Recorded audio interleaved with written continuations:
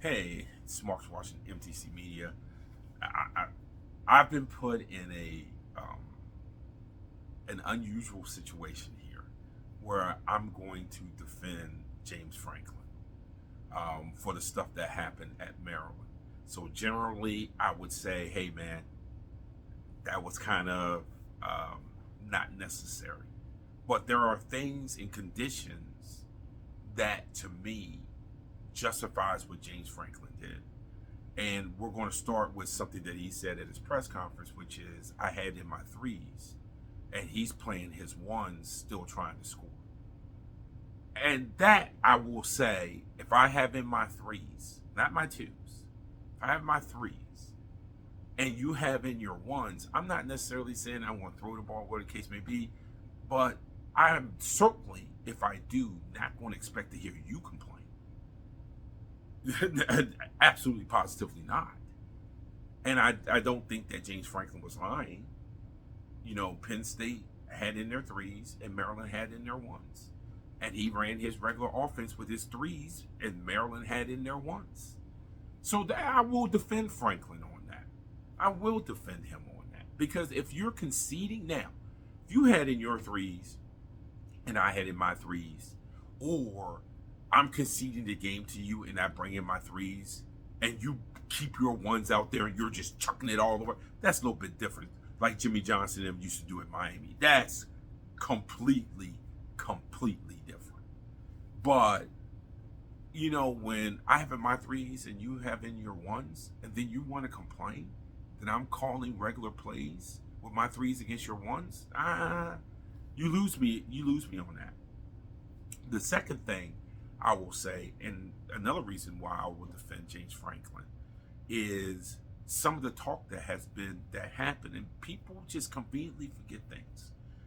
The talk coming into this week was Penn State and Notre Dame were next to each other. Penn State was one spot ahead of Notre Dame. There were already complaints on, I don't understand why Penn State's ahead of Notre Dame, but they were about to have a common opponent.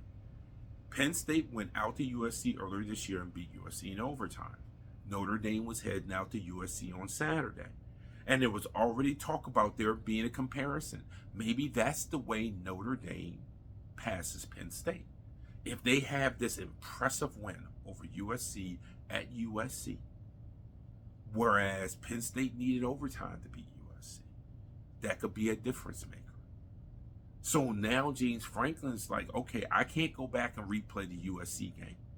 I can't control what happens with Notre Dame and Penn State. But what I can do is do what Notre Dame has done since the Northern Illinois game, which is I can play this game to try to get quote unquote style points. I can't play a close game with Maryland, because here's what people are going to say. Here goes James Franklin again. You know, Penn State should have beaten them by 3 touchdowns. They only won by 10. You know, Notre Dame should be ahead of them. So those things also play, because as much as we want to say scoring differential doesn't matter, you got to take everything in context. Hey, obviously coaches think it does, because James Franklin's not the only coach who has tried to get as many points as possible and trying to get an impressive win. And like I said, because them and Notre Dame were beside each other and they're about to have a common opponent in the situation that they're in, I could see James Franklin saying, I have to be sure that I dominate Maryland. And we're going to see tonight if Notre Dame does not pass Penn State. The reasoning could be, well, Penn State didn't give us a reason to put Notre Dame ahead of them. But would Penn State have given a reason to put Notre Dame ahead of them if Penn State had beaten Maryland by 10? If Penn State had beaten Maryland by 13?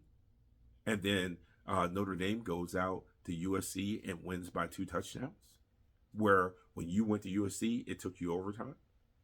So when those scenarios are playing out and Franklin wants to have a chance to get it, and I know people say, well, Marcus only has to do is win the Big Ten Championship title game and you get your bye.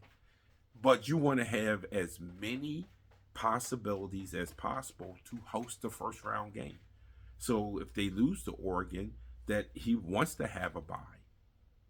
And so look, with all those scenarios, and it's where you're putting the bracket. People say, well, what if they beat them by without that touchdown? They'll still get a first round bye. But what side of the bracket are they on?